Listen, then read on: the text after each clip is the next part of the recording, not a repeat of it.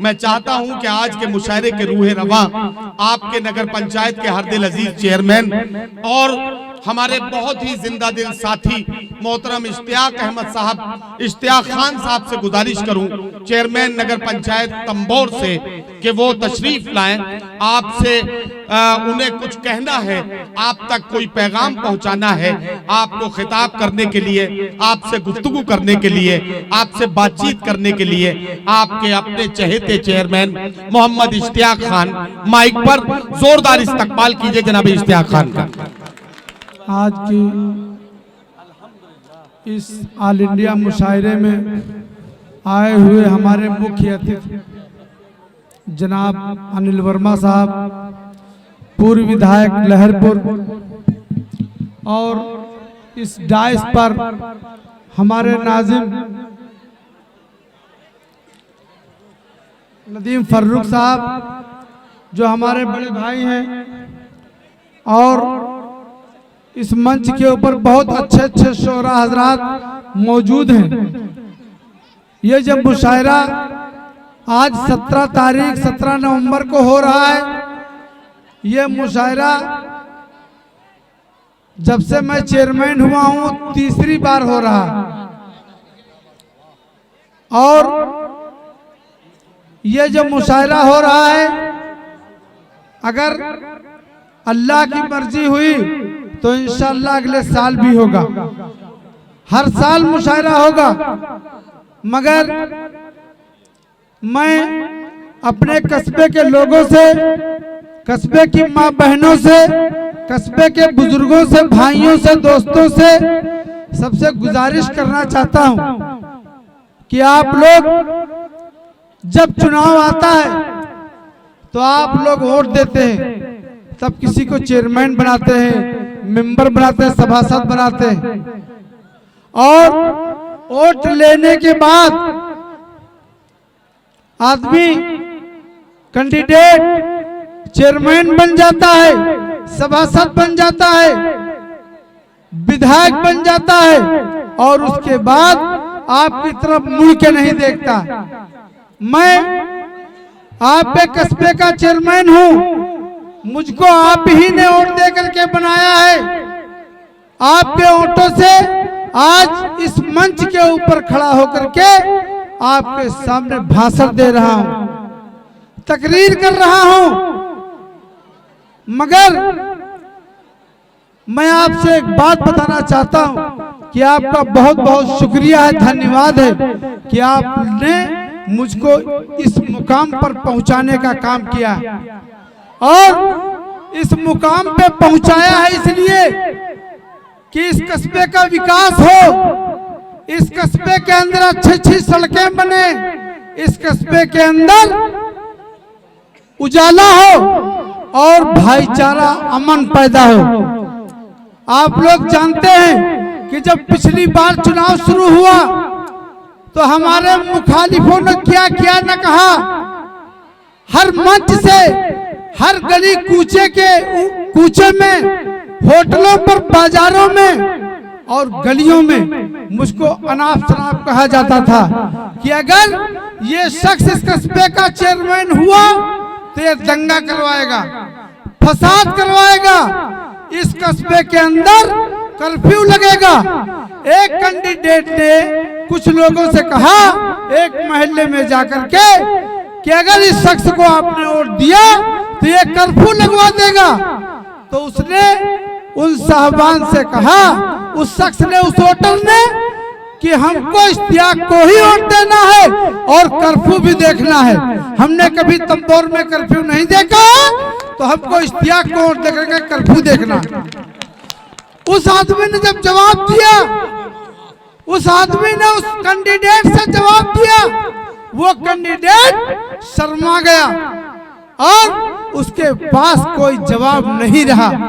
आप लोग जानते हैं कि आप लोग जब किसी को वोट देते हैं, अभी विधानसभा चुनाव आ रहा है, तमाम कैंडिडेट हर पार्टी के आपके पास वोट मांगने के लिए आएंगे।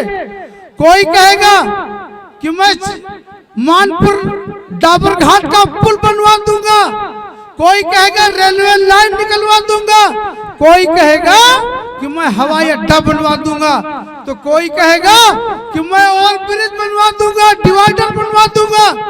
मगर काम वोट लेने के बाद जब अल्लाह उसको उस मकाम पे पहुंचा दे तो जितना कहे, अगर उसके आधा भी हो जाए तो समझ लीजिए कि वो नेता सच्चा और पक्का आपका नेता है। और अगर कोई छवाई भर मट्टी भी न डाल सके, एक लाइट भी न लगवा सके, एक चौड़ी अच्छी सड़क भी न बनवा सके, ऐसे आदमी को वोट नहीं देना चाहिए। आप लोग जानते हैं कि अभी 2, 3, 4, 5, 6 महीने के अंदर हमारे कस्बे के अंदर कार्ड बने हुए हैं। पिछले पंचवर्षीय में पिछली 4 महीने में 1200 कार्ड गरीबी रेखा के तंबोर के अंदर बने थे। आप लोग जानते हैं 1200 कार्डों में 1000 कार्ड गरीबों के पास थे और 200 कार्ड हमारे जो पूर्व चेयरमैन थे उनके खास लोगों के पास थे। जिस दिन मैं चेयरमैन बना, मैंने उन सारे कार्डों की तहकीकात करके जिसका कार्ड था उसको गल्ला दिलवाने का काम किया। और आपको एक बात बताना चाहता हूं कि अभी जो कार्ड बने हैं इसमें गवर्नमेंट का एक रेशियो है कि नगर के अंदर शहर के अंदर 64% कार्ड बनेंगे और देहात के अंदर 80% कार्ड बनेंगे। मगर हमारा जो कस्बा है तंबोर, ये देहात की तरह इसमें गरीब रहते हैं। जैसे गांव के अंदर गरीब रहते हैं उसी तरह से हमारे तंबोर के अंदर भी गरीब आदमी 90% पाए जाते हैं। 10% गरीबी रेखा से ऊपर लोग रहते हैं। जब 64% कार्ड बने, अगर हाजी शरीफ भाई का कार्ड था पहले से, तो इनका कार्ड ऑनलाइन में नहीं आया है। इनके 4 लड़के हैं तो 3 लड़कों का नाम आ गया, एक लड़का रह गया और हाजी शरीफ भाई रह गए। मैं आपको बताऊं, जो मेरे विरोधी हैं वो कहते हैं इश्तियाक चेयरमैन ने कार्ड कटवा दिया है। आप लोग इस सभा के अंदर, इस मजमे के अंदर हर गांव का आदमी होगा, पूरे जनपद का आदमी है और अन्य जिलों से भी लोग इसमें आए हुए हैं। आप लोग गुफ्तगू कीजिए, पूछिए लहरपुर के लोगों से, बिस्वा के लोगों से, महमूदाबाद के लोगों से, सीतापुर के लोगों से, मोहाली के लोगों से और सिधौली के लोगों से, तालगांव के लोगों से पूछिए कि जो समस्या तंबोर के अंदर है क्या यही समस्या पूरे जनपद के अंदर है। मैं आपको बताना चाहता हूं, यही समस्या पूरे उत्तर प्रदेश के अंदर है। पूरे उत्तर प्रदेश के अंदर यही समस्या है। और अगर कोई आदमी आपसे ये कहे कि इश्तियाक चेयरमैन ने तुम्हारा कार्ड कटवा दिया है, तो आप लोग उसके ऊपर विश्वास मत करना, इसलिए कि वो मेरा विरोधी होगा।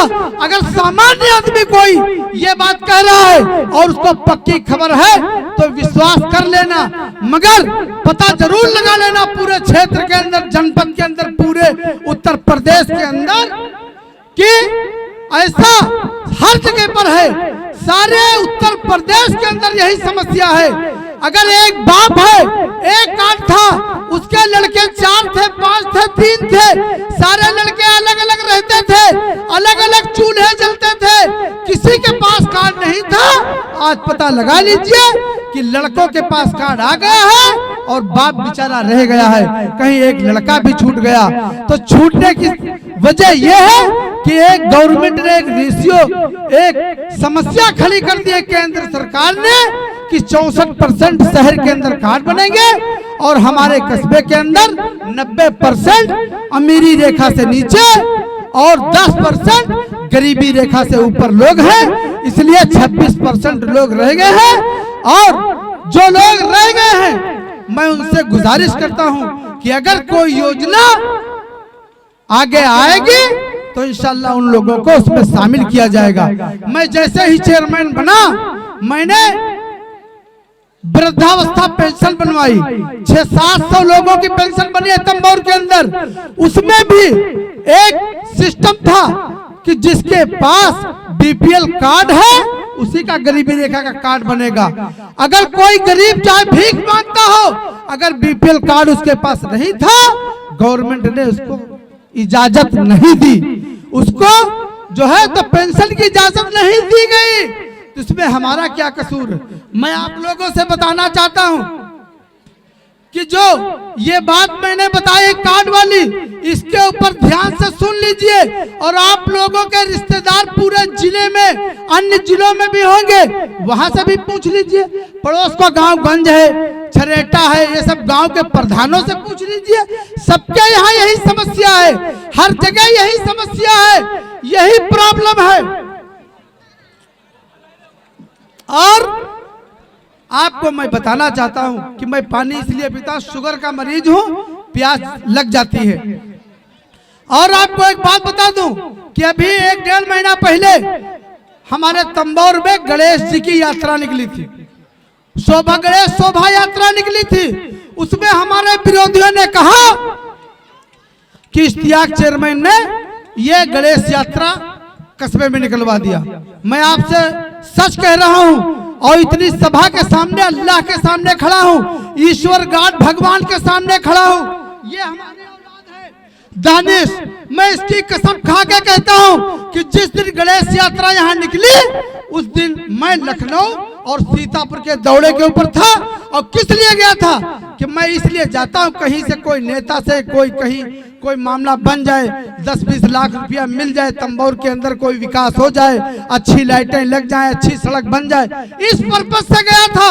मुझे जानकारी कसम कुरान की नहीं थी, और मेरे विरोधियों ने ये उड़ा दिया कि यहाँ पर गणेश यात्रा इश्तियाक चेयरमैन ने निकलवा दिया। अगर मैं मुसलमान हूँ, मैंने निकलवा दिया, तो तुम भी मुसलमान थे, तुमको रोक लेना चाहिए था और गणेश यात्रा नहीं निकलने देना चाहिए था। और जो ये गणेश यात्रा निकली, ये पहली बार पूरे उत्तर प्रदेश के अंदर, चाहे महमूदाबाद हो, चाहे सीतापुर हो, चाहे बिस्वा हो, चाहे फतेहपुर हो, हर जगह निकाली गई है। और ये जो हिंदू समाज के लोग हैं, उन्होंने हर जगह निकाली है, सारी जगहों पे निकाला है।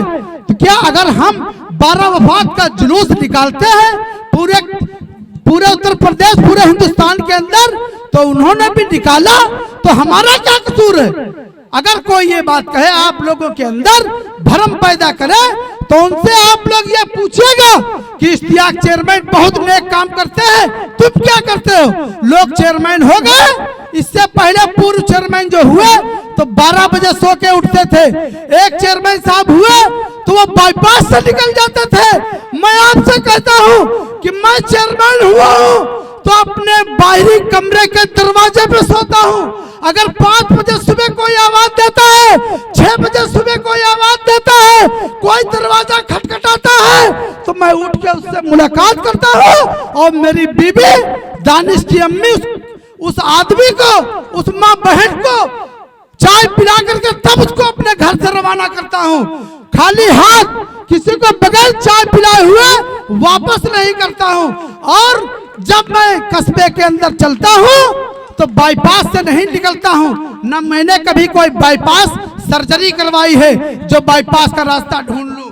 मैं आपसे बताना चाहता हूँ कि मैं आपके बीच पैदा हुआ हूँ, आपके बीच में सारी उम्र बिताने का काम करूंगा, आपके बीच में पूरी जिंदगी गुजारने का काम करूंगा। और आपको एक बात बता दूं कि मैं प्रोपगंडे का काम नहीं करता हूं। कुछ लोग कहते हैं कि इश्तियाक चेयरमैन जो है, तो वो जो इश्तियाक चेयरमैन है वो आप कस्बे के अंदर घूमते कम हैं। आप ये बताइए कि जब आपने मुझको जिम्मेदारी दे दी है, तो अगर मैं हर वक्त अपना पैंट भूषण नचाता घूमूं तंबौर के अंदर, तो विकास कैसे होगा? कस्बे की तरक्की कैसे होगी? आपको बताना चाहता हूं कि अभी 8 महीने बाकी, 8 महीने में अभी 4-5 करोड़ रुपया बाहर से ला करके आपके कस्बे के अंदर लगाना है। आपके कस्बे को मैंने बार-बार पिछले चुनाव में कहा कि अगर मैं चुनाव जीता तो आपके कस्बे को उत्तर प्रदेश का नंबर 1 कस्बा बना दूंगा। मगर मैं आपको एक चीज बताना चाहता हूँ कि मैं सीतापुर में भी रहता हूँ, हफ्ते में 1 दिन सीतापुर में गुजारता हूँ। सीतापुर की सड़कें देख लीजिए, बिस्वा की सड़कें देख लीजिए, महमूदाबाद की सड़कें देख लीजिए, फतेहपुर सिधौली, खैराबाद, लहरपुर, हर गांव, हर जगह की सड़कें और बिजली की व्यवस्था देख लीजिए, सफाई की व्यवस्था देख लीजिए। पूरे जनपद में तंबौर का नंबर 1 पर नाम है। हर जगह पर पूछ लीजिए, देख लीजिए अपनी आंखों से। अगर किसी को विश्वास न हो तो मैं बसें करके दे दूं, 4 पहिए की गाड़ी आपको करके दे दूं, और आप लोग जाकर के पूरा नजारा देख लीजिए और फिर तंबौर का नजारा देख लीजिए। अगर मैंने आपके बीच में रह करके जितने वादे किए हैं, जिस तरह से अखिलेश यादव ने अपने मुख्यमंत्री पीरियड में काम किए हैं पूरे उत्तर प्रदेश के अंदर, उसी तरह से मैंने काम किया है तंबौर के अंदर। मैंने तंबौर के लोगों को, चाहे बड़ा बूढ़ा हो चाहे छोटा बच्चा हो, मैंने सबको झुक के सलाम किया है। और मैं जब तक जीवित रहूंगा, जब तक जिंदा रहूंगा, आपके बीच में झुक के सलाम करता रहूंगा। और जिस दिन मुझको घमंड और तकब्बुर मेरी माँ बहनों आ जाएगा, उस दिन राजनीति से इस्तीफा दे दूंगा। और अल्लाह ने इतना सब कुछ दे रखा। कुछ लोगों ने पोल खोल ग्रुप बनाया है और कहते हैं इश्तियाक चेयरमैन ने तमाम जमीनें खरीद ली हैं। मेरे पास 4 मकान है तंबौर के अंदर, मेरे पास सैकड़ों बीघे जमीन है बहुत पहले से। वो जमीनें मेरे पास हैं, आप लोग पता लगा लीजिए। मेरे पास रजिस्ट्री और बैनामे हैं। मेरे पास जो बैनामे हैं वो चेयरमैन बनने से पहले के बैनामे और रजिस्ट्री है। मगर जिसने ये कहा है, मैं उससे पूछना चाहता हूं कि वो जब चेयरमैन नहीं थे और जब चेयरमैन बने थे तो उनके पास मकान भी नहीं था। और जब वो मकान नहीं था तो करोड़ों रुपए की फैक्ट्री कहां से आई? और उनके पास करोड़ों रुपया कहां से आया? उनके पास हर ऐशो आराम है, बिजली के पंखे, एसी लगवा लिया। आप हमारे घर में देख लीजिए, हम चेयरमैन जब नहीं थे वे सारे मकान थे, सारी जमीनें थी। उसके बाद न मैंने कोई मकान बनाया है और न कोई जमीन खरीदी है। अगर जो लोग मुझको, आप लोगों को गुमराह करते हैं और मुझको बदनाम करने की कोशिश करते हैं, मैं उन लोगों से कहना चाहता हूं कि आप उनके भ्रम में मत आइएगा। 5 साल चेयरमैन जो लोग रहे हैं, उन्होंने एक डिबिया तक तंबौर के अंदर नहीं जलाया है, एक दिया तक नहीं जलाया है। और मैंने जितनी लाइटें लगाई हैं, इंशाअल्लाह इतनी ही लाइटें अभी 8 महीने के अंदर और लगाने का काम करूंगा। अभी थोड़ा काम बचा है, थोड़ा काम बचा है कब्रिस्तानों की पटाई। 3 कब्रिस्तान पट चुके हैं, 2 कब्रिस्तान पटने को बाकी हैं। और हमारे हिंदू भाइयों का चिता स्थल बाकी है। चिता स्थलों का काम होने जा रहा है। कई हिंदू समाज में उड़ाते हैं कि मुसलमानों के महल्लों में काम ज्यादा करते हैं, और मुसलमानों के महल्ले में उड़ाते हैं कि हिंदुओं के महल्ले में इश्तियाक चेयरमैन काम ज्यादा करते हैं। अरे मैं सेकुलर नेता हूँ, मैं हिंदू और मुसलमानों का नेता हूँ, मैं हिंदू और मुसलमानों का चेयरमैन हूँ। मैं हिंदुओं का काम करता हूँ तो मुसलमानों का भी काम करता हूँ। मेरे यहाँ जब मैं चेयरमैन बना, मेरे जो विरोधी, जो पूर्व चेयरमैन रह चुके हैं, उनके लड़के मेरे पास मोहर और दस्तखत लेने के लिए आए। मैंने उनको उनके कागजों के ऊपर मोहर लगाई, दस्तखत किया और उनको नाश्ता पानी करवाया। और जब वो लोग चेयरमैन थे तो हमारे आदमियों को भगाने का काम किया है उन लोगों ने, और कहा चले जाओ, लालटेन के आदमी हो, चले जाओ, नहीं मोहर लगेगी, चले जाओ, नहीं दस्तखत होगा। मैं आप लोगों से कहना चाहता हूं, कोई पूरे कस्बे का एक आदमी ये बता दे कि मैंने किसी को दुत्कारा हो, भगाया हो, फटकारा हो, तो कोई बता दे। कहीं कहते हैं कि इश्तियाक चेयरमैन फला बिरादरी को अपमानजनक शब्द कह दिया। अरे मैं वो इंसान हूँ, जिस दिन मेरी जबान से अपमानजनक शब्द निकलने शुरू हो जाएंगे, मैं चेयरमैनी से इस्तीफा दे दूंगा। मैं इस भरी सभा में, जहां पर ये 10-20 हजार की भीड़ है, ऐसी जगहों पे अल्लाह भी होता है। और मैं वादा करता हूँ, जिस दिन गुमराहियत मेरे दिलो दिमाग के अंदर आ जाएगी, उस दिन मैं राजनीति नहीं करूंगा, मैं गुमराह हो जाऊंगा, मैं लुच्चाई लफंगाई पे उतर जाऊंगा। आप लोग जानते हैं कि चेयरमैन बनने से पहले मैं ऑर्केस्ट्रा करवाता था, चेयरमैन बनने से पहले मैं रंगारंग प्रोग्राम करवाता था, और 1 साल में 2-2, 3-3 बार। मगर ये नौजवान लड़के जो यहाँ बैठे हैं, और इस कस्बे की जो नौजवान जनता है ये रंगारंग प्रोग्राम देखने के बहुत आशिक है। मैं क्यों नहीं करवाता हूँ? अगर मैं करवाऊं तो यहाँ पर जो मुझको दंगाई कहते थे वही लोग दंगा शुरू कर देते हैं। अगर वो लोग कसम खा करके मंच से कह दे कि मैं दंगा करना बंद कर दूंगा, मैं रंगारंग प्रोग्राम में खुराफात नहीं करूंगा, हर 3 महीने के बाद जैसा प्रोग्राम चाहोगे करवाना शुरू कर दूंगा। और आपसे एक बात कहता हूँ, मेरे भाइयों, दोस्तों, बुजुर्गों और बच्चों, मैं बच्चों की भी सलाम झुक के करता हूं, इसलिए कि जो बच्चा 12 साल का है, 13 साल का है, वो 5 साल के बाद 18 साल का हो जाता है और वो हमारा वोटर हो जाता है। मुझको उसके वोटर की भी, उसके भी वोट की जरूरत पड़ती है। और मैं वादा करता हूं आप लोगों के बीच में कि मैं आपका गुलाम, आपका सेवक बन करके राजनीति किया है और आपका गुलाम बन करके पूरे 5 साल राजनीति किया है और जो 8 महीने बचे हैं ये भी मैं आपकी बीच में गुलाम बन करके राजनीति करूंगा। और मैंने बार बार आपसे कहा है कि हमारा और आपका रिश्ता क्या है। हिंदू और मुसलमान भाइयों, कान खोल के सुन लो कि मैं क्या कहना चाहता हूं। मैं अपने जमील भाई से कहना चाहता हूं, हमारे बड़े भाई हाजी जमील साहब बैठे हैं, जब शायर अच्छे शेर पढ़ता है तो हमारे हाजी जमील भाई को बहुत अच्छा लगता है और वो बहुत जोर से दाद देते हैं शायरों को और बहुत जोर से शायरों को उत्साहित करते हैं, इससे कि शायर उत्साह में आकर के बढ़िया अच्छे शेर पढ़े। मैं आप लोगों को बताना चाहता हूँ, समझाना चाहता हूँ कि अगर आप लोगों ने मुझे दोबारा मौका दिया तो इस तंबोर के अंदर हर घर में एक बिजली का पंखा और एक राड जनरेटर से देने का काम करूंगा।